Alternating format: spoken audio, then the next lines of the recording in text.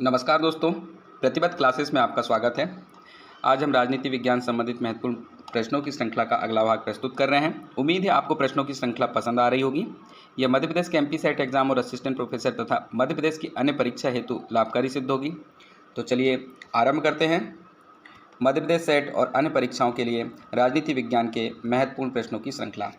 दोस्तों, आज का हमारा पहला प्रश्न है, टेलर ने अपने वैज्ञानिक प्रबंधन सिद्धांत में निम्नलिखित में से किसका समर्थन नहीं किया है। तो आपको टेलर के वैज्ञानिक प्रबंध के विषय में कुछ बातें देंगे। आपको गलत ऑप्शन का चयन करना है। ए कुशलता मूल्यांकन विशेषज्ञ, बी आर्थिक मानव की अवधारणा, सी कार्यात्मक फोरमैनशिप और डी औजारों का मानकीकरण। दोस्तों, इसका सही उत्तर हो जाएगा ऑप्शन ए कुशलता मूल्यांकन विशेषज्ञ। टेलर ने अपनी book principle of scientific management, जो कि 1911 में लिखी गई थी, में इस विषय में जानकारी दी है। टेलर ने अपने वैज्ञानिक प्रबंध के अंतर्गत आर्थिक मानव की अवधारणा, कार्यात्मक फोरमैनशिप और औजारों का मानकीकरण को सम्मिलित किया है, परंतु कुशलता मूल्यांकन विशेषज्ञ का समर्थन नहीं किया है। अगला क्वेश्चन है, चेस्टर बर्नार्ड ने एक अधीनस्थ की अपने प्रबंधन की सत्ता की स्वीकृति के बारे में एक अवधारणा विकसित की थी। तो ये अवधारणा कौन सी विकसित की थी, ये आपको खोज के बताना है। इसमें दिया है ऑप्शन ए प्रेरणा मैट्रिक्स, ऑप्शन बी नीति निर्धारण सत्ता, ऑप्शन सी उदासीनता का क्षेत्र और ऑप्शन डी औपीड़क सत्ता का क्षेत्र, यानी जोन ऑफ कोअर्सिव अथॉरिटी। दोस्तों, इसका सही उत्तर हो जाएगा ऑप्शन सी उदासीनता का क्षेत्र। चेस्टर बर्नार्ड ने एक अधीनस्थ की अपने प्रबंधन की सत्ता की स्वीकृति के बारे में उदासीनता का क्षेत्र की अवधारणा का विकास किया था। अगला क्वेश्चन है, डब्ल्यू.ए. रॉबसन ने नौकरशाही की त्रुटियों का सार प्रस्तुत करते हुए किसको शामिल नहीं किया। आपको बताना है डब्ल्यू.ए. रॉबसन के नौकरशाही की त्रुटियों के सार में किसे शामिल नहीं किया है। ऑप्शन ए है स्वमहत्व की अत्यधिक भावना, बी है साम्यवादी ने प्रशासनिक प्रणाली पर प्रभुत्व रखा, सी है वैयक्तिक नागरिकों की भावनाओं के प्रति उदासीनता तथा डी है शासक और शासित के बीच में संबंधों को मानने में विफलता। दोस्तों, इसका सही उत्तर हो जाएगा ऑप्शन बी। डब्ल्यू.ए. रॉबसन ने नौकरशाही की त्रुटियों का सार प्रस्तुत करते हुए साम्यवादी प्रशासनिक प्रणाली पर प्रभुत्व रखा, इसे शामिल नहीं किया है। इसके अतिरिक्त ये सभी ऑप्शन स्वमहत्व की अत्यधिक भावना, व्यक्तिगत नागरिकों की भावनाओं के प्रति उदासीनता व शासक और शासित के बीच संबंधों को मानने में विफलता को शामिल किया है। अगला क्वेश्चन है, मैक्स वेबर और फ्रेड डब्ल्यू रिक्स के बीच किसके संदर्भ में समानता है। तो यहाँ पे कुछ अवधारणाएं दी हैं, किस अवधारणा में इनकी आपस में समानता है आपको खोजना है। ऑप्शन ए में दिया है उन्होंने आदर्श किस्म के मॉडल की रचना की, ऑप्शन बी दिया है उन्होंने अपने पर्यावरणीय परिवेशों में प्रशासनिक प्रणालियों का अध्ययन किया, ऑप्शन सी है उन्होंने परिवर्तन की समस्या पर ध्यान केंद्रित किया था तथा डी उन्होंने निगमित उपागम का उपयोग किया था। तो दोस्तों, इसका सही उत्तर हो जाएगा ऑप्शन बी।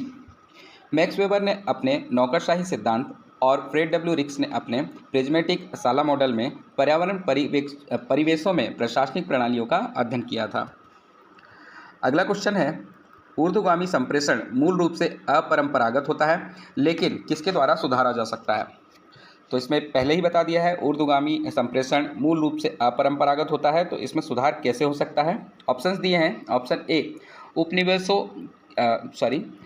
ऑप्शन ए प्रबंध द्वारा साक्ष्य देना कि उसकी कर्मचारियों के विचारों के बारे में वास्तव में रुचि है, ऑप्शन बी वरिष्ठ द्वारा अधीनस्थों के विचार सुनने से पहले स्वयं अपना विचार बतलाना चाहिए, ऑप्शन सी मुखिया को बताए गए विचारों और समस्याओं पर कदम उठाना चाहिए तथा डी वरिष्ठ को स्वयं अपने विचारों के बारे में अधीनस्थों की प्रतिक्रियाएं पूछ लेनी चाहिए। इसमें ऑप्शन दिए हैं, ए में ए सी डी, बी में ए और सी में बी सी और डी तथा डी में ए बी और डी। दोस्तों, इसका सही उत्तर हो जाएगा ऑप्शन बी। ऊर्ध्वगामी संप्रेषण मूल रूप से अपरंपरागत होता है और इसे किसके द्वारा सुधारा जा सकता है। तो ऑप्शंस दिए हैं जिनके द्वारा सुधारा जा सकता है। ऑप्शन ए में प्रबंधन द्वारा साक्ष्य देना कि उसकी कर्मचारियों के विचारों के बारे में वास्तविक रुचि है तथा इसमें ऑप्शन सी दिया है मुखिया को बताए गए विचारों और समस्याओं पर कदम उठाना चाहिए। अगला क्वेश्चन है, परासिकता सिद्धांत के मूल तर्कों की पहचान करें, नीचे दिए का प्रयोग करते हुए सही उत्तर चुनिए। तो इसमें परासिकता के सिद्धांत के मूल तर्क दिए हैं, आपको खोजना है। ऑप्शन ए है उपनिवेशों के विकास को श्वेत व्यक्ति के बोझ के रूप में देखा जाता है। दूसरा है ऑप्शन बी में तीसरी दुनिया के देश प्राकृतिक संसाधनों और सस्ते श्रमिक को प्रदान करते हैं। ऑप्शन सी में है औद्योगिकरण और बाजार अर्थव्यवस्था विकास में सहायक होते हैं। तथा ऑप्शन डी है विकसित पश्चिमी देश विभिन्न साधनों से पराश्रितता की स्थिति को बनाए रखते हैं। इसमें कूट दिया है ऑप्शन ए में बी और सी, बी में बी और डी, ऑप्शन सी में ए और सी तथा ऑप्शन डी में ए और डी। दोस्तों इसका सही उत्तर हो जाएगा ऑप्शन बी, यानी बी और डी। बी में आएगा तीसरी दुनिया के देश प्राकृतिक संसाधनों और सस्ते श्रमिक को प्रदान करते हैं तथा डी में है विकसित पश्चिमी देश विभिन्न साधनों से पराश्रितता की स्थिति को बनाए रखते हैं। आपको बताना चाहेंगे पराश्रितता का सिद्धांत एच.टी. फ्रैंक ने दिया था। अगला क्वेश्चन है संयुक्त राष्ट्र के शांति स्थापना अभियानों में निम्नलिखित में से कौन सा प्रथम पीढ़ी का शांति स्थापना अभियान नहीं है। तो बहुत सारे शांति स्थापना अभियान हुए हैं, इसमें प्रथम पीढ़ी का जो नहीं है वो आपको खोजना है। ऑप्शन ए में दिया है कंबोडिया में संयुक्त राष्ट्र की संक्रमणकालीन सत्ता, ऑप्शन बी संयुक्त राष्ट्र युद्ध विराम परिवीक्षण संगठन, सी संयुक्त राष्ट्र आपातकालीन बल तथा डी संयुक्त राष्ट्र डिसएंगेजमेंट पर्यवेक्षक बल। दोस्तों इसका सही उत्तर हो जाएगा ऑप्शन ए, यानी संयुक्त राष्ट्र की शांति स्थापना अभियानों में कंबोडिया में संयुक्त राष्ट्र की संक्रमणकालीन सत्ता प्रथम पीढ़ी की शांति स्थापना अभियान में नहीं था। आपको बताना चाहेंगे कंबोडिया देश की स्थापना 1992-93 के दौरान हुई, यानी इस दौरान वो स्वतंत्र हुआ। अगला क्वेश्चन है जो कि अभिकथन और तर्कों पर आधारित है। अभिकथन दिया हुआ है अमेरिकी विदेश नीति में ने लोकतांत्रिक सरकारों को समर्थन दिया। तर्क दिया है समय समय पर सैनिक व्यवस्थाओं को भी अमेरिका द्वारा समर्थन दिया गया। आपको ऑप्शंस दिए हैं, कूट है ए और आर दोनों सही हैं, आर ए की सही व्याख्या है। बी में है ए और आर दोनों सही हैं पर आर ए की सही व्याख्या नहीं है। सी में दिया है ए सही है पर आर गलत है। डी में दिया है ए गलत है पर आर सही है। दोस्तों इसका सही उत्तर हो जाएगा ऑप्शन बी, यानी अभिकथन और तर्क दोनों सही हैं। इसमें दिया है ए में अमेरिकी विदेश नीति ने लोकतांत्रिक सरकार को समर्थन दिया, सत्य है। समय समय पर सैनिक व्यवस्थाओं को भी अमेरिका द्वारा समर्थन दिया गया, ये भी सत्य है, परंतु तर्क अभिकथन की व्याख्या नहीं करता है। अगला क्वेश्चन दिया है पराश्रितता सिद्धांत के बारे में निम्नलिखित में से कौन सा कथन सही नहीं है। इसमें कथन दिया है ए मूल और परिधि के बीच असमान संबंध, बी कथन में है तीसरी दुनिया के देशों में विकासात्मक प्रक्रिया अल्प विकास पर पुनर्बल देती है। ऑप्शन सी में दिया है औद्योगिकीकरण लोकतांत्रिकरण के नए रूपों और वैश्विक व्यवस्था में न्याय संगतता यानी इक्विटी का मार्ग प्रशस्त करता है। तथा ऑप्शन डी में है नव उपनिवेशवाद को मजबूत बनाना। कूट दिए हैं ऑप्शन ए में दिया है ए और डी, बी में दिया है बी और सी, ऑप्शन सी में दिया है ए बी सी और डी तथा ऑप्शन डी में दिया है केवल सी। तो इसमें बताना है पराश्रितता के सिद्धांत के बारे में कौन सा कथन सही नहीं है। दोस्तों इसका सही उत्तर होगा ऑप्शन डी केवल सी, यानी तीसरा कथन गलत है, बाकी अन्य सभी कथन सही हैं। सही कथन में है मूल और परिधि के बीच असमान संबंध, तीसरी दुनिया के देशों में विकासात्मक प्रक्रिया अल्प विकास पर पुनर्बल देती है तथा नव उपनिवेशवाद को मजबूत बनाना, ये सभी पराश्रितता सिद्धांत के अंतर्गत आते हैं। अगला क्वेश्चन है शांति के लिए एकजुटता प्रस्ताव को अन्य किस नाम से जाना जाता है। इसमें ऑप्शंस दिए हैं ट्रूमैन प्लान, बी में दिया है अमेरिका प्लान, सी है एचएसएन प्लान तथा डी में है आइजनहावर प्लान। दोस्तों आपको ढूंढना है शांति के लिए एकजुटता प्रस्ताव। इसका सही उत्तर हो जाएगा ऑप्शन सी एचएसएन प्लान। शांति के लिए एकजुटता प्रस्ताव यानी कि एचएसएन प्लान 1950 में कोरिया संकट के दौरान लाया गया था। अगला क्वेश्चन है शक्ति संतुलन किसका एक महत्वपूर्ण सिद्धांत है। तो इसमें शक्ति संतुलन के सिद्धांत के विषय में आपको ऑप्शंस दिए हैं। ऑप्शन ए में है अंतर्राष्ट्रीय राजनीति में उदारवादी विचारधारा का, ऑप्शन बी में दिया है अंतर्राष्ट्रीय राजनीति में मार्क्सवादी विचारधारा का, ऑप्शन सी है अंतर्राष्ट्रीय राजनीति में पारंपरिक विचारधारा का तथा ऑप्शन डी है अंतर्राष्ट्रीय राजनीति में यथार्थवादी विचारधारा का। तो आपको ढूंढना है शक्ति संतुलन किस सिद्धांत है। दोस्तों इसका सही उत्तर हो जाएगा ऑप्शन डी। ऑप्शन डी के तहत है अंतर्राष्ट्रीय राजनीति में यथार्थवादी विचारधारा का। दोस्तों, मार्गन्थाउ के अनुसार शक्ति संतुलन अंतर्राष्ट्रीय राजनीति में यथार्थवादी विचारधारा का एक महत्वपूर्ण सिद्धांत है। अगला क्वेश्चन है, इरिस एल क्लॉडजू के अनुसार निम्नलिखित में से कौन सा शक्ति के प्रबंधन का साधन या डिवाइस नहीं है? तो आपको शक्ति के प्रबंधन का साधन जो नहीं है वो आपको खोजना है। ऑप्शन ए में है शास्त्र नियंत्रण, बी में है सामूहिक सुरक्षा, सी में है शक्ति संतुलन तथा डी में है विश्व सरकार। दोस्तों, इसका सही उत्तर हो जाएगा ऑप्शन ए। इरिस एल क्लॉडजू के अनुसार शक्ति के प्रबंधन का साधन शास्त्र नियंत्रण नहीं है।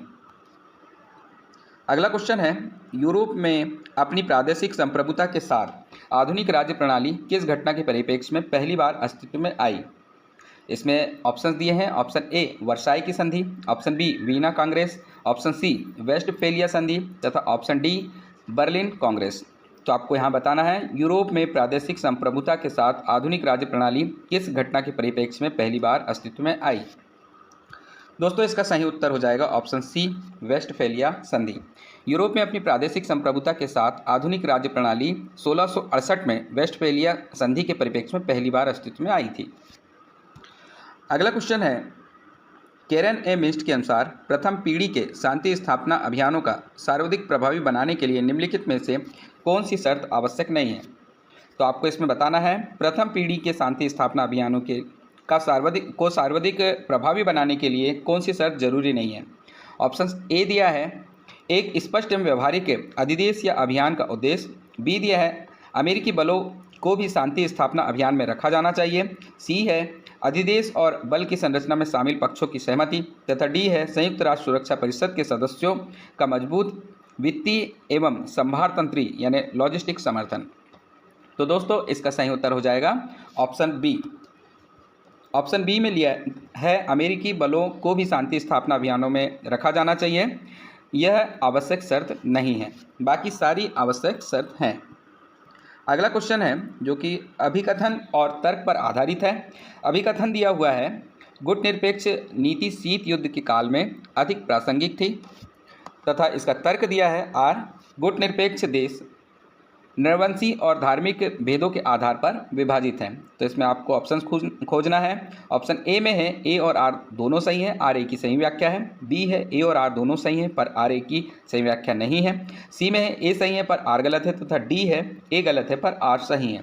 दोस्तों, इसका सही उत्तर हो जाएगा ऑप्शन बी, ए और आर दोनों सही हैं पर आर ए की सही व्याख्या नहीं है। यानी अभिकथन गुटनिरपेक्ष नीति शीत युद्ध के काल में अधिक प्रासंगिक थी, सही है, तथा तर्क आर गुटनिरपेक्ष देश नरवंशी और धार्मिक भेदों के आधार पर विभाजित हैं, यह भी सही है, परंतु तर्क अभिकथन की व्याख्या नहीं है। अगला क्वेश्चन है कितने एशियाई देश G20 ग्रुप के सदस्य हैं? ऑप्शंस दिए हैं ए 5, बी 6, सी 7 और डी 8। तो इसमें बताना है कितने एशियाई देश G20 देश के सदस्य हैं। दोस्तों, इसका सही उत्तर हो जाएगा ऑप्शन सी। ऑप्शन सी में है 7 सदस्य। 7 एशियाई देश G20 ग्रुप के सदस्य हैं। G20 में कुल 19 देश आते हैं तथा एक यूरोपियन संगठन आता है। आप सभी जानते हैं इस बार G20 की 17वीं समिट नई दिल्ली में 9 से 10 सितंबर 2023 को भारत में होने वाली है। अगला क्वेश्चन है अमर सेन की निम्नलिखित कृतियों को उनके प्रकाशन के कालक्रमिक क्रम में व्यवस्थित करें तथा कूट का प्रयोग कर सही उत्तर चुनें। इसमें अमर सेन की किताबों के नाम दिए हैं। ऑप्शन ए में है आइडिया ऑफ जस्टिस, बी है इनइक्वलिटी री एग्जामिन्ड, सी है डेवलपमेंट एज फ्रीडम और डी है चॉइस वेलफेयर एंड मेजरमेंट। कूट दिया है ए है जो व्यवस्थित क्रम है, ए में दिया है DBCA तथा बी है ABCD, सी है CDAB तथा डी है BADC। दोस्तों, इसका सही उत्तर हो जाएगा ऑप्शन ए यानी DBCA। इसके तहत आएगा चॉइस वेलफेयर एंड मेजरमेंट 1982 में आया था। उसके बाद में इनइक्वलिटी री एग्जामिन्ड 1992 में आया था। उसके बाद में आया था डेवलपमेंट एज फ्रीडम 1999 में, और सबसे आखिरी वाली जो बुक है वो है इंडिया ऑफ जस्टिस जो कि 2009 में पब्लिश हुई थी। अगला क्वेश्चन है मानव अधिकारों की दूसरी पीढ़ी में निम्नलिखित में से किस अधिकार को शामिल नहीं किया गया है? तो इसमें अधिकार दिए हैं। ऑप्शन ए है शिक्षा का अधिकार, ऑप्शन बी है स्वास्थ्य का अधिकार, ऑप्शन सी उत्पीड़न और दासता से मुक्ति का अधिकार तथा ऑप्शन डी आवास का अधिकार। दोस्तों इसका सही उत्तर हो जाएगा ऑप्शन सी, मानव अधिकार की दूसरी पीढ़ी में उत्पीड़न और दासता से मुक्ति के अधिकार को शामिल नहीं किया गया है। अगला क्वेश्चन है जो कि अभिकथन और तर्क पर आधारित है।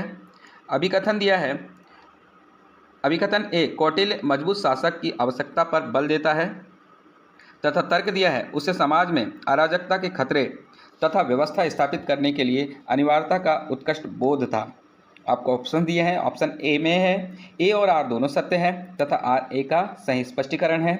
बी में है ए और आर दोनों सत्य हैं लेकिन आर ए का सही स्पष्टीकरण नहीं है। सी में दिया है ए सत्य है परंतु आर असत्य है तथा डी में ए असत्य है परंतु आर सत्य है। दोस्तों इसका सही उत्तर हो जाएगा ऑप्शन ए, यानी अभिकथन और तर्क दोनों सही हैं और जो तर्क है वो अभिकथन की सही स्पष्टीकरण है। यानी कौटिल्य मजबूत शासक की आवश्यकता पर बल देता था, सही है, और उसे समाज में अराजकता के खतरे तथा व्यवस्था स्थापित करने की अनिवार्यता का उत्कृष्ट बोध था। अगला क्वेश्चन है, निम्नलिखित में से कौन प्लेटो के विचारों के सिद्धांत का स्रोत नहीं है। इसमें आपको ऑप्शंस दिए हैं। ऑप्शन ए में है हेराक्लिट्स संभूति के क्षेत्र का विचार, बी में है एंटीस्थेनिस निरपेक्ष वैराग्यवृत्ति तथा कठोर स्वयातना का विचार, सी है सुकरात अवधारणा का सिद्धांत और डी है एलियाटिक्स यानी निरपेक्ष संभूति के क्षेत्र का विचार। आपको बताना है प्लेटो के विचार के सिद्धांत का स्रोत कौन सा नहीं है।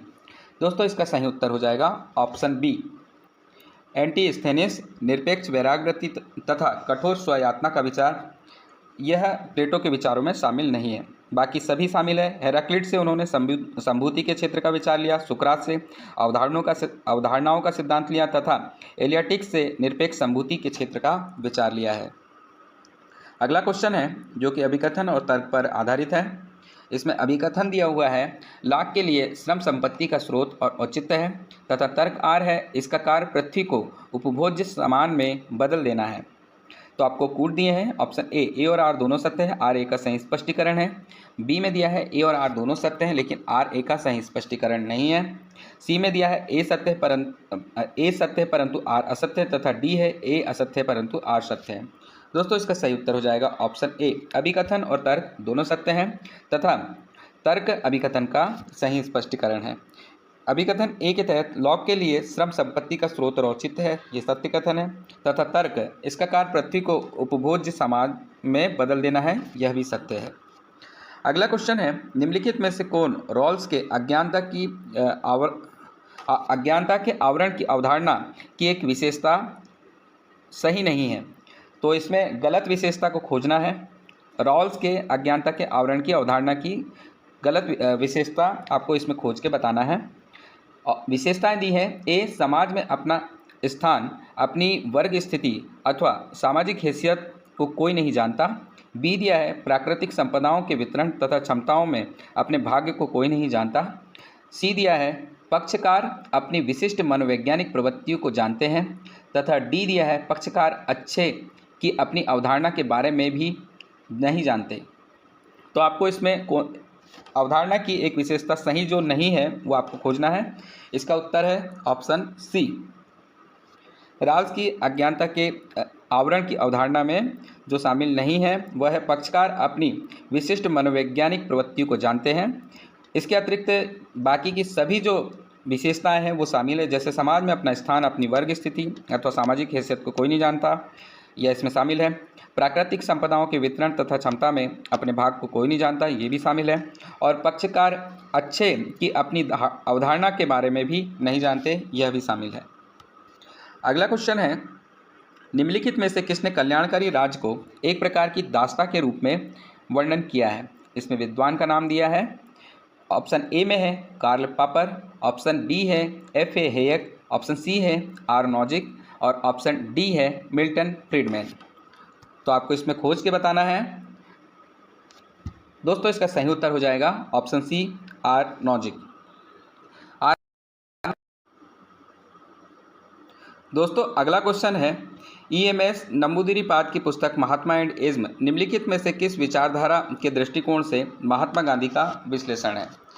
तो आपको उसमें ऑप्शंस दिए हैं, ए सिंडिकेटवाद, बी साम्राज्यवाद, सी उदारवाद तथा डी मार्क्सवाद। आपको इसमें बताना है किस विचारधारा के आधार पे EMS नमूदिनीपाद ने महात्मायनिज्म किताब लिखी, जिसमें महात्मा गांधी का विश्लेषण किया है।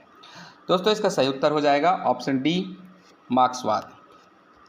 अगला क्वेश्चन है, MN राय के मामले में निम्नलिखित में से कौन सा कथन सही नहीं है? आपको गलत कथन खोजना है। ऑप्शन ए है उन्होंने स्वतंत्र भारत के लिए एक मॉडल संविधान तैयार किया। बी है संप्रभु शक्ति जनता में निहित होनी चाहिए। सी है गांवों, कस्बों तथा शहरों में जन समितियां गठित हों। तथा डी है वे संगठक इकाइयों के अलग होने के अधिकारों पर सहमत नहीं थे। तो दोस्तों इसका सही उत्तर हो जाएगा ऑप्शन डी। ऑप्शन डी में है वे संगठक इकाइयों के अलग होने के अधिकारों पर सहमत नहीं थे। यह कथन सही नहीं है। अगला क्वेश्चन है, निम्नलिखित में से यह किसका विश्वास था कि कोई भी क्रांति तभी सफल होती है जब वह राजनीतिक रहती है तथा समाज तक विस्तारित नहीं होती है? तो आपको बताना है कि यह कथन किसका है। ऑप्शन दिया है क्रेन ब्रिंटॉन, ऑप्शन बी में है V.I. लेनिन, ऑप्शन सी है हन्ना अरेंट तथा ऑप्शन डी है महात्मा गांधी। आपको यह बताना है कि किसका विश्वास था कोई भी क्रांति तभी सफल होती है जब तक वो राजनीतिक रहती है तथा समाज तक विस्तारित नहीं होती है। दोस्तों यह कथन हन्ना अरेंट का है अतः ऑप्शन सी सही होगा। अगला क्वेश्चन है, निम्नलिखित में से कौन सा कथन सही नहीं है? आपको कथन दिए हैं, गलत कथन खोजना है। कथन है ऑप्शन ए पारंपरिक राजनीतिक सिद्धांत गुणात्मक है। ऑप्शन बी व्यवहारवादी राजनीतिक सिद्धांत मात्रात्मक है। ऑप्शन सी उत्तर व्यवहारवादी राजनीतिक सिद्धांत गुणात्मक तथा मात्रात्मक दोनों है। तथा डी उत्तर व्यवहारवादी राजनीतिक सिद्धांत नृजाति केंद्रित है। यह विशेषकर पाश्चात्य लोकतंत्र पर ध्यान केंद्रित करता है। तो दोस्तों इसका सही उत्तर हो जाएगा ऑप्शन डी। ऑप्शन डी में जो कथन दिया है वह गलत है। इसकी जगह पे होना था यह समस्त विश्व पर ध्यान केंद्रित करता है और विश्वजन्य समस्याओं का केंद्र है, यानी विश्व की जो समस्त समस्या है उसका केंद्र है, नृजाति केंद्रित नहीं है। अगला क्वेश्चन है, निम्नलिखित में से किसने 3 मानकों पर विशेष बल देते हुए लोकतंत्र के प्रक्रियामूलक सिद्धांत पर बल दिया? तो इसमें ऑप्शन दिया है, option A S.M. Lipset, option B R.A. Dahl, option C Joseph Schumpeter और ऑप्शन डी है शेल्डन वोलिन। तो आपको बताना है किसने 3 मानकों पर विशेष बल देते हुए लोकतंत्र के प्रक्रियामूलक सिद्धांत पर बल दिया? दोस्तों इसका सही उत्तर हो जाएगा ऑप्शन बी R.A. डहल ने 3 मानकों पर विशेष बल देते हुए लोकतंत्र के प्रक्रियामूलक सिद्धांत पर बल दिया है। अगला क्वेश्चन है, निम्नलिखित में से कौन मैक्स वेबर का निरूपण नहीं है? आपको यहाँ पे ऑप्शन दिए हैं। ऑप्शन ए तर्क शक्ति, कार्मूलक विभेदन तथा विशिष्टीकरण, जिसके फलस्वरूप व्यवस्था, सौहार्द तथा दक्षता का निर्माण होता है। ऑप्शन बी आदि प्रारूप के संबंध में विश्वास तथा संकेतों पर आधारित प्रभावी प्राधिकार। ऑप्शन सी प्रभावी प्राधिकार पद सोपानिक होता है तथा वह राज्य एवं सत्ता वर्ग से संबंधित होता है। तथा ऑप्शन डी औचित्य स्थापना तथा आदर्श प्रारूप विज्ञान विधि। तो दोस्तों इसका सही उत्तर हो जाएगा ऑप्शन सी प्रभावी प्राधिकार पद सोपानिक होता है तथा यह राज्य एवं सत्ता वर्ग से संबंधित है। यह मैक्स वेबर का निरूपण नहीं है। इसके अतिरिक्त जो भी ऑप्शन दिए हैं वो सभी मैक्स वेबर के निरूपण में शामिल है। अगला क्वेश्चन है, यह किसका कथन है कि संघवाद में ऐसे व्यक्तियों की आवश्यकता होती है जिनकी इच्छा संघ की होती है परंतु उन्हें एकता की इच्छा बिल्कुल नहीं होनी चाहिए? तो इसमें ऑप्शंस दिए हैं। ऑप्शन ए में है जेम्स ब्राइस, ऑप्शन बी में है A.B. डाइसी, ऑप्शन सी है K.C. व्हीयर और ऑप्शन डी है H. फाइनर। तो आपको बताना है संघवाद में ऐसे व्यक्तियों की आवश्यकता होती है जिनकी इच्छा संघ की होती है परंतु उन्हें एकता की इच्छा बिल्कुल नहीं होनी चाहिए। दोस्तों इसका सही उत्तर हो जाएगा option B A.B. Dicey. A.B. Dicey ने अपनी book the law of the constitution, जो कि 1889 में लिखा था, में संघवाद में ऐसे व्यक्तियों की आवश्यकता होती है जिनकी इच्छा संघ की नहीं है परंतु उन्हें एकता की इच्छा बिल्कुल नहीं है, कथन कहा था। अगला क्वेश्चन है, यह किसका कथन है कि राजनीतिक संस्कृति तथा शासन के स्थायित्व के बीच कोई सीधा संबंध नहीं है। इसमें ऑप्शंस दिए हैं। ऑप्शन ए में है लिस्बर्ड, ऑप्शन बी में है वोलिन, सी है कावनग तथा डी है ब्लोंडेड। दोस्तों इसका सही उत्तर हो जाएगा ऑप्शन ए लिस्बर्ड। लिस्बर्ड ने अपनी book democracy in rural societies जो कि 1977 में पब्लिश हुई थी में माना है कि राजनीतिक संस्कृति तथा शासन के स्थायित्व के बीच कोई सीधा संबंध नहीं है। अगला क्वेश्चन है, संयुक्त राज्य अमेरिका के राष्ट्रपति को अपने मार्ग को अपनाने की क्षमता 4 महत्वपूर्ण संबंधों पर निर्भर करता है।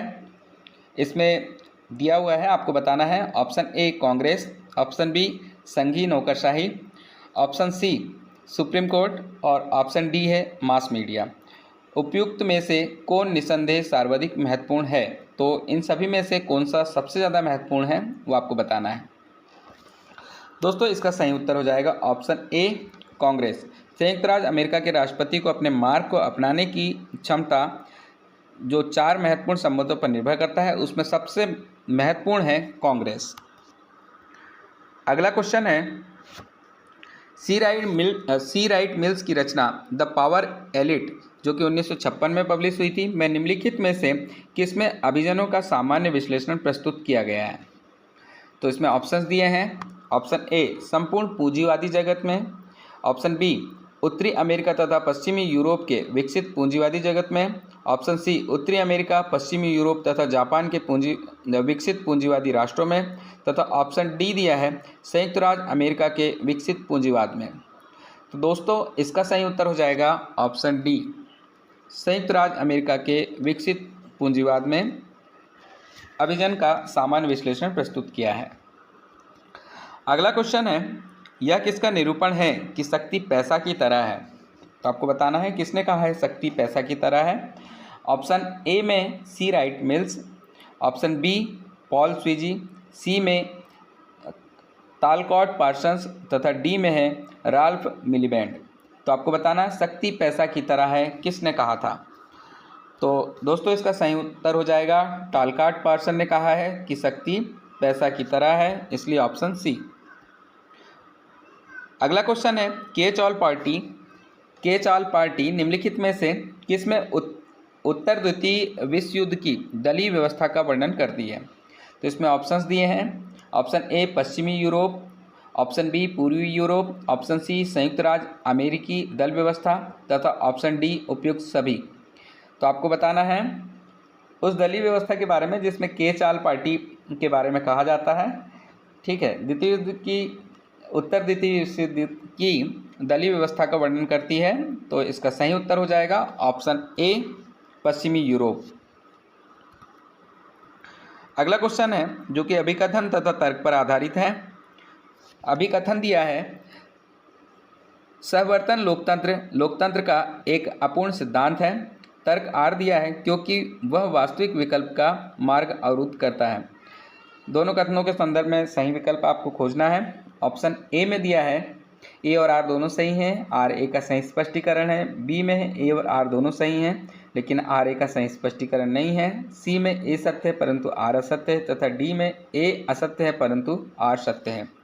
दोस्तों इसका सही उत्तर हो जाएगा ऑप्शन बी, ए और आर दोनों सत्य हैं लेकिन आर ए का सही स्पष्टीकरण नहीं है। तो इसमें जो अभिकथन है सहवर्तन लोकतंत्र का एक अपूर्ण सिद्धांत है, सही है, और तर्क क्योंकि वह वास्तविक विकल्प का मार्ग अवरुद्ध करता है, यह भी सही है।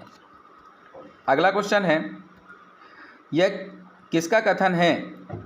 संविधान सभा अनिवार्यतः एक दलीय देश में एक दलीय निकाय थी। वह सभा कांग्रेस थी तथा कांग्रेस ही भारत था। तो आपको बताना है यह किसने कहा है। इसमें ऑप्शन दिया है। Option A Morris Jones, option B Paul R Brass, option C Granville Austin तथा ऑप्शन डी रिचर्ड सिसन। तो दोस्तों इसका सही उत्तर हो जाएगा option C Granville Austin. Granville Austin ने कहा है संविधान सभा अनिवार्यतः एक दलीय देश में एक दलीय निकाय थी। वह सभा कांग्रेस थी तथा कांग्रेस ही भारत था। दोस्तों ग्रेन्यूल ऑस्टिन ने अपनी book the Indian constitution corner stone of a nation जो 1999 में पब्लिश हुई थी में इस कथन के बारे में विस्तार से कहा है। अगला क्वेश्चन है, निम्नलिखित में से किन्हें भारत के राष्ट्रपति अथवा राज्यपाल द्वारा क्षमा प्रदान करने के अधिकार के प्रयोग में न्यायिक समीक्षा के लिए आधार रूप में पहचान की गई है? तो इसमें ऑप्शंस दिए हैं।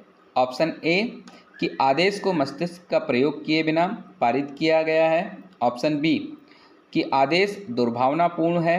ऑप्शन सी कि आदेश को बाह्य अथवा पूर्ण असंगत अनुचिंतन के आधार पर पारित किया गया है। तथा ऑप्शन डी कि आदेश यादृच्छिकता ग्रसित है। तो कूट के आधार पर आपको उत्तर देना है। इसमें कूट दिया है। ऑप्शन ए में है ए, सी और डी। ऑप्शन बी में है बी, सी और डी। तथा ऑप्शन सी में है ए, बी और डी। तथा ऑप्शन डी में है ए, बी, सी और डी। तो दोस्तों इसका सही उत्तर हो जाएगा ऑप्शन डी। ऑप्शन डी में ए, बी, सी और डी यानी ये सभी कथनों का प्रयोग किया गया है। अगला क्वेश्चन है जो कि अभिकथन और तर्क पर आधारित है। अभिकथन दिया है मूल कर्तव्य वादयोग नहीं है और तर्क आर दिया है उनके द्वारा देशभक्त तथा संवेदनशील नागरिकता का भाव भरे जाने की अपेक्षा होती है। तो कूट दिया है ऑप्शन ए में ए और आर दोनों सत्य हैं, आर ए का सही स्पष्टीकरण है। बी ए और आर दोनों सत्य हैं लेकिन आर ए का सही स्पष्टीकरण नहीं है। सी ए सत्य है परंतु आर असत्य है। तथा डी ए असत्य है परंतु आर सत्य है।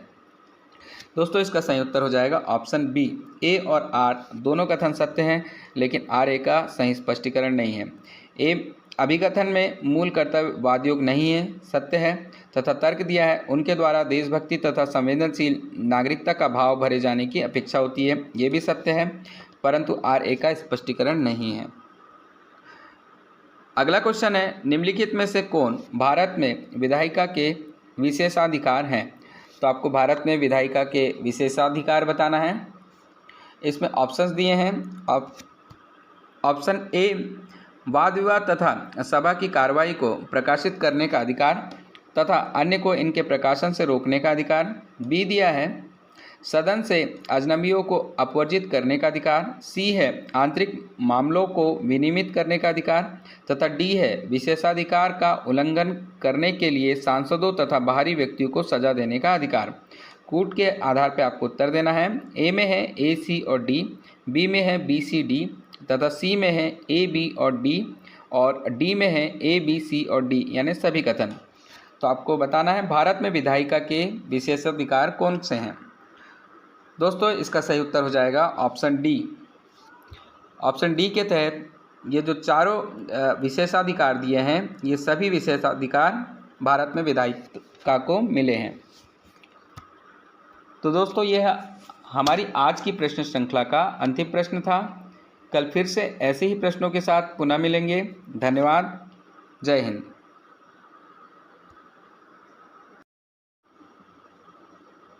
दोस्तों अगला क्वेश्चन है, ईएमएस नंबूदिरीपाद की पुस्तक महात्मा एंड इज्म निम्नलिखित में से किस विचारधारा के दृष्टिकोण से महात्मा गांधी का विश्लेषण है? तो आपको इसमें ऑप्शंस दिए हैं। ए सिंडिकेटवाद, बी साम्राज्यवाद, सी उदारवाद तथा डी मार्क्सवाद। आपको इसमें बताना है किस विचारधारा के आधार पर ईएमएस नंबूदिरीपाद ने महात्मा एंड इज्म किताब लिखी जिसमें महात्मा गांधी का विश्लेषण किया है। दोस्तों इसका सही उत्तर हो जाएगा ऑप्शन डी मार्क्सवाद। अगला क्वेश्चन है, एमएन राय के मामले में निम्नलिखित में से कौन सा कथन सही नहीं है? आपको गलत कथन खोजना है।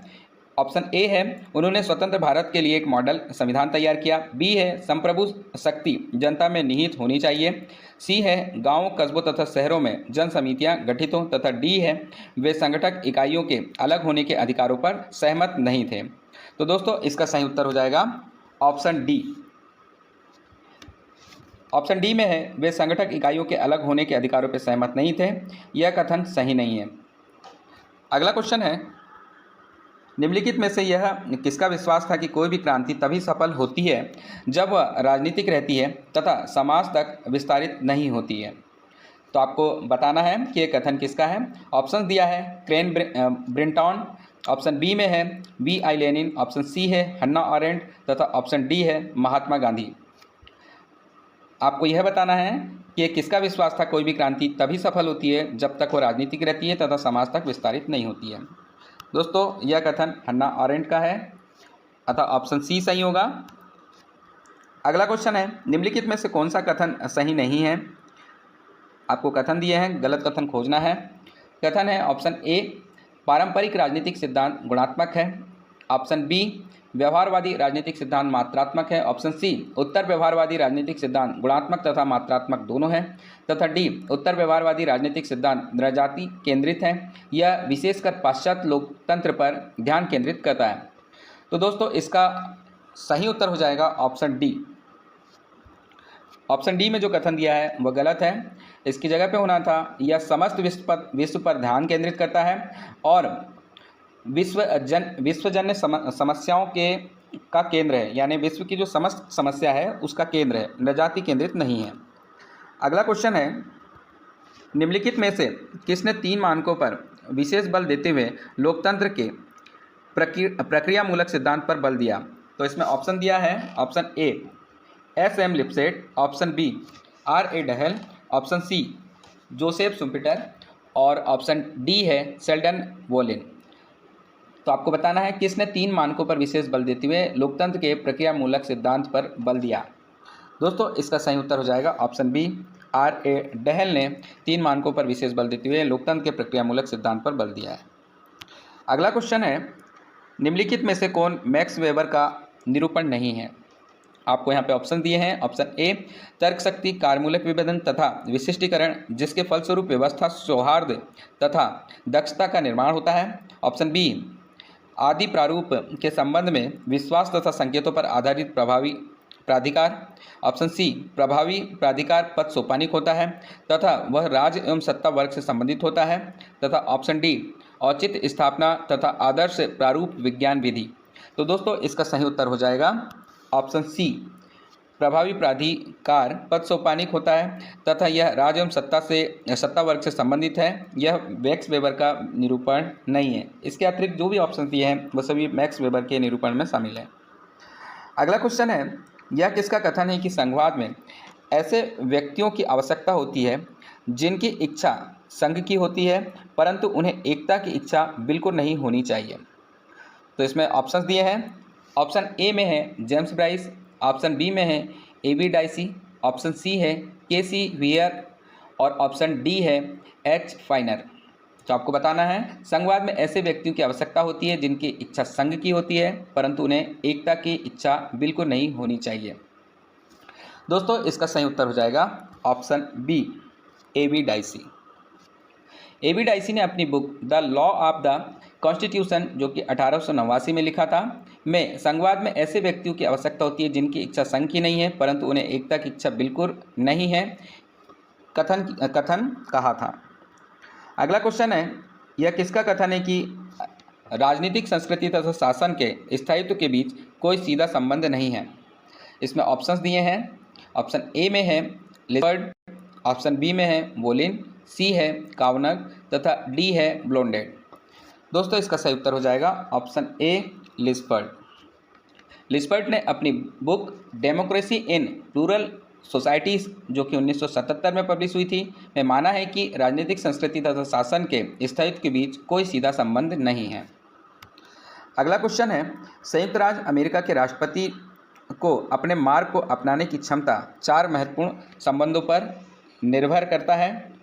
इसमें दिया हुआ है, आपको बताना है। Option A congress, option B संघीय नौकरशाही, ऑप्शन सी सुप्रीम कोर्ट और ऑप्शन डी है मास मीडिया। उपयुक्त में से कौन निसंदेह सर्वाधिक महत्वपूर्ण है। तो इन सभी में से कौन सा सबसे ज़्यादा महत्वपूर्ण है वो आपको बताना है। दोस्तों, इसका सही उत्तर हो जाएगा ऑप्शन ए, कांग्रेस। संयुक्त राज्य अमेरिका के राष्ट्रपति को अपने मार्ग को अपनाने की क्षमता जो 4 महत्वपूर्ण संबंधों पर निर्भर करता है उसमें सबसे महत्वपूर्ण है कांग्रेस। अगला क्वेश्चन है, सी राइट मिल्स की रचना द पावर एलिट, जो कि 1956 में पब्लिश हुई थी, में निम्नलिखित में से किसमें अभिजनों का सामान्य विश्लेषण प्रस्तुत किया गया है। तो इसमें ऑप्शंस दिए हैं। ऑप्शन ए संपूर्ण पूंजीवादी जगत में, ऑप्शन बी उत्तरी अमेरिका तथा पश्चिमी यूरोप के विकसित पूंजीवादी जगत में। ऑप्शन सी उत्तरी अमेरिका, पश्चिमी यूरोप तथा जापान के विकसित पूंजीवादी राष्ट्रों में। तथा ऑप्शन डी दिया है संयुक्त राज्य अमेरिका के विकसित पूंजीवाद में। तो दोस्तों इसका सही उत्तर हो जाएगा ऑप्शन डी, संयुक्त राज्य अमेरिका के विकसित पूंजीवाद में अभिजन का सामान्य विश्लेषण प्रस्तुत किया है। अगला क्वेश्चन है, यह किसका निरूपण है कि शक्ति पैसा की तरह है। तो आपको बताना है किसने कहा है शक्ति पैसा की तरह है। ऑप्शन ए में C Wright Mills, option B Paul Sweezy, C में तालकॉट पार्सन्स तथा डी में है राल्फ मिलीबैंड। तो आपको बताना है शक्ति पैसा की तरह है किसने कहा था। तो दोस्तों इसका सही उत्तर हो जाएगा टालकॉट पार्सन ने कहा है कि शक्ति पैसा की तरह है, इसलिए ऑप्शन सी। अगला क्वेश्चन है, के चाल पार्टी निम्नलिखित में से किसमें उत्तर द्वितीय विश्व युद्ध की दलीय व्यवस्था का वर्णन करती है। तो इसमें ऑप्शंस दिए हैं, ऑप्शन ए पश्चिमी यूरोप, ऑप्शन बी पूर्वी यूरोप, ऑप्शन सी संयुक्त राज्य अमेरिकी दल व्यवस्था तथा ऑप्शन डी उपयुक्त सभी। तो आपको बताना है उस दलीय व्यवस्था के बारे में जिसमें के चाल पार्टी के बारे में कहा जाता है। ठीक है, उत्तर द्वितीय विश्व युद्ध की दलीय व्यवस्था का वर्णन करती है। तो इसका सही उत्तर हो जाएगा ऑप्शन ए पश्चिमी यूरोप। अगला क्वेश्चन है जो कि अभिकथन तथा तर्क पर आधारित है। अभिकथन दिया है सहवर्तन लोकतंत्र का एक अपूर्ण सिद्धांत है। तर्क आर दिया है क्योंकि वह वास्तविक विकल्प का मार्ग अवरुद्ध करता है। दोनों कथनों के संदर्भ में सही विकल्प आपको खोजना है। ऑप्शन ए में दिया है ए और आर दोनों सही हैं, आर ए का सही स्पष्टीकरण है। बी में है ए और आर दोनों सही हैं लेकिन आर ए का सही स्पष्टीकरण नहीं है। सी में ए सत्य है परंतु आर असत्य है तथा डी में ए असत्य है परंतु आर सत्य है। दोस्तों इसका सही उत्तर हो जाएगा ऑप्शन बी, ए और आर दोनों सत्य हैं लेकिन आर ए का सही स्पष्टीकरण नहीं है। तो इसमें जो अभिकथन है सहवर्तन लोकतंत्र का एक अपूर्ण सिद्धांत है, सही है। और तर्क क्योंकि वह वास्तविक विकल्प का मार्ग अवरुद्ध करता है, यह भी सही है। अगला क्वेश्चन है, यह किसका कथन है। संविधान सभा अनिवार्यतः एक दलीय देश में एक दलीय निकाय थी। वह सभा कांग्रेस थी तथा कांग्रेस ही भारत था। तो आपको बताना है यह किसने कहा है। इसमें ऑप्शन दिया है, option A Morris Jones, option B Paul R Brass, option C Granville Austin तथा ऑप्शन डी रिचर्ड सिसन। तो दोस्तों इसका सही उत्तर हो जाएगा ऑप्शन सी ग्रेनविल ऑस्टिन ने कहा है संविधान सभा अनिवार्यतः एक दलीय देश में एक दलीय निकाय थी। वह सभा कांग्रेस थी तथा कांग्रेस ही भारत था। दोस्तों ग्रेनविल ऑस्टिन ने अपनी book the Indian constitution corner stone of a nation जो 1999 में पब्लिश हुई थी में इस कथन के बारे में विस्तार से कहा है। अगला क्वेश्चन है, निम्नलिखित में से किन्हें भारत के राष्ट्रपति अथवा राज्यपाल द्वारा क्षमा प्रदान करने के अधिकार के प्रयोग में न्यायिक समीक्षा के लिए आधार रूप में पहचान की गई है। तो इसमें ऑप्शंस दिए हैं, ऑप्शन ए कि आदेश को मस्तिष्क का प्रयोग किए बिना पारित किया गया है, ऑप्शन बी कि आदेश दुर्भावनापूर्ण है, ऑप्शन सी कि आदेश को बाह्य अथवा पूर्ण असंगत अनुचिंतन के आधार पर पारित किया गया है, तथा ऑप्शन डी कि आदेश यादृच्छिकता ग्रसित है। तो कूट के आधार पर आपको उत्तर देना है।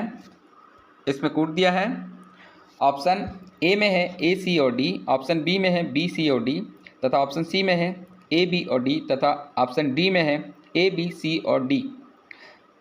तो दोस्तों इसका सही उत्तर हो जाएगा ऑप्शन डी। ऑप्शन डी में ए बी सी और डी यानी ये सभी कथनों का प्रयोग किया गया है।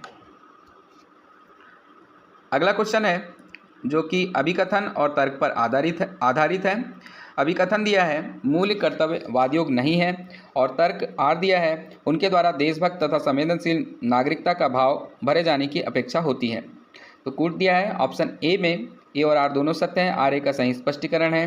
बी ए और आर दोनों सत्य हैं लेकिन आर ए का सही स्पष्टीकरण नहीं है। सी ए सत्य है परंतु आर असत्य है तथा डी ए असत्य है परंतु आर सत्य है। दोस्तों इसका सही उत्तर हो जाएगा ऑप्शन बी, ए और आर दोनों कथन सत्य हैं लेकिन आर ए का सही स्पष्टीकरण नहीं है। ए अभिकथन में मूल कर्तव्य वादयोग नहीं है, सत्य है तथा तर्क दिया है उनके द्वारा देशभक्ति तथा संवेदनशील नागरिकता का भाव भरे जाने की अपेक्षा होती है, ये भी सत्य है परंतु आर ए का स्पष्टीकरण नहीं है।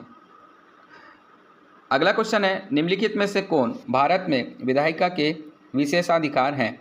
तो आपको भारत में विधायिका के विशेषाधिकार बताना है। इसमें ऑप्शंस दिए हैं। ऑप्शन ए, वाद विवाद तथा सभा की कार्रवाई को प्रकाशित करने का अधिकार तथा अन्य को इनके प्रकाशन से रोकने का अधिकार। बी दिया है, सदन से अजनबियों को अपवर्जित करने का अधिकार। सी है, आंतरिक मामलों को विनियमित करने का अधिकार। तथा डी है, विशेषाधिकार का उल्लंघन करने के लिए सांसदों तथा बाहरी व्यक्तियों को सजा देने का अधिकार। कूट के आधार पर आपको उत्तर देना है। ए में है ए, सी और डी, बी में है बी, सी, डी तथा सी में है ए, बी और डी, और डी में है ए, बी, सी और डी, यानी सभी कथन। तो आपको बताना है भारत में विधायिका के विशेषाधिकार कौन से हैं। दोस्तों, इसका सही उत्तर हो जाएगा ऑप्शन डी। ऑप्शन डी के तहत ये जो चारों विशेषाधिकार दिए हैं, ये सभी विशेषाधिकार भारत में विधायिका को मिले हैं। तो दोस्तों, यह हमारी आज की प्रश्न श्रृंखला का अंतिम प्रश्न था। कल फिर से ऐसे ही प्रश्नों के साथ पुनः मिलेंगे। धन्यवाद। जय हिंद।